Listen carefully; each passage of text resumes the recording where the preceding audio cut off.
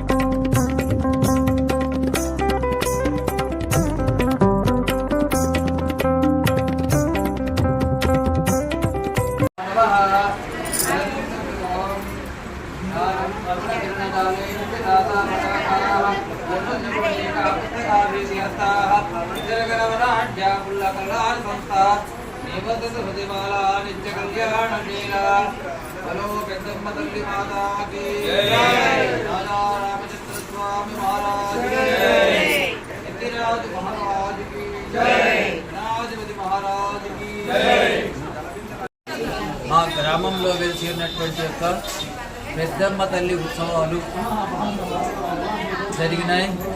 ఈ చివరి రోజు అమ్మవారి కళ్యాణం, పూర్ణాహుతి కార్యక్రమం జరిగింది.